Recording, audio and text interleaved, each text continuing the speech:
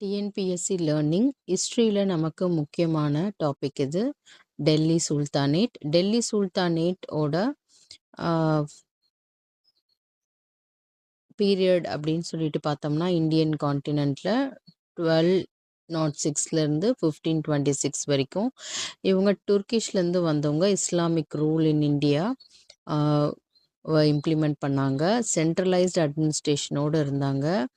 அதே போல் நிறைய new administrative ரிஃபார்ம்ஸை கொண்டு வந்தாங்க. அவங்க இஸ்லாமிக் ட்ரெடிஷனை இந்தியாவில் பரப்புனாங்க. இல்துமிஷ் அப்படின்றவர் தான் உண்மையான founder of Delhi sultanate.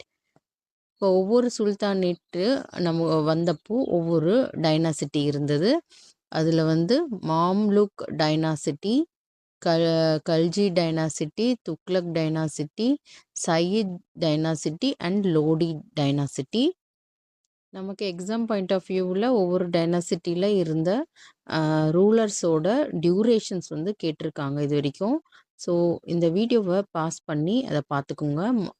மாம்லுக் dynasty 1206 1290 இருந்தது. கல்ஜி டைனாசிட்டி 1290 1320 வரைக்கும் இருந்தது.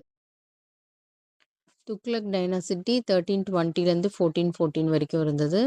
சையீத் டைனாசிட்டி 1414லேருந்து 1451 வரைக்கும். லோடி டைனாசிட்டி 1451லேருந்து 1526 வரைக்கும். லோடி டைனாசிட்டி தான் கடைசி dynasty Delhi sultanate.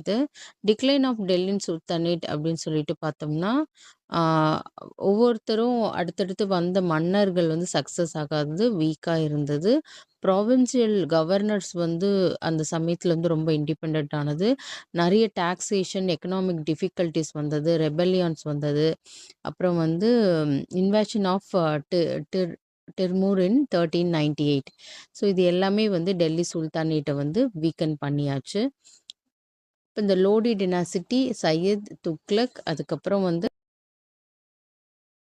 மாம்லுக் dynasty, Khilji dynasty. So இதோட வரிசையை யாருக்கடுத்து யார் வந்தாங்க, குரோனாலஜிக்கல் ஆர்டரும் நமக்கு கேட்க வாய்ப்புண்டு. பாஸ் பண்ணி இதை நோட்ஸை நீங்கள் எழுதி வச்சுக்கோங்க. இதில் முக்கியமாக கேட்கக்கூடிய கேள்விகள் அப்படின்னு சொல்லிட்டு நம்ம பார்த்தோம் அப்படின்னா, குதுபுதீன் ஐபக் அவரோட காலம், இல்துமிஷோட காலம், இவங்க எந்த டினாசிட்டியை சேர்ந்தவங்க, அப்புறம் இந்த மாம்லுக் டினாசிட்டி அப்படின்னு எடுத்தால் அதோட ஃபவுண்டர் யார், இந்த மாம்லுக் டினாசிட்டி ஸ்லேவ் டினாசிட்டின்னும் நம்ம சொல்லுவோம். ஸோ அதே மாதிரி கல்ஜி டினாசிட்டியில் பார்த்திங்கன்னா ஜலாலுதீன் கல்ஜி அவர் தான் ஃபவுண்டரு. இம்பார்ட்டண்ட் ரூலர்ஸ் அப்படின்னு பார்த்தா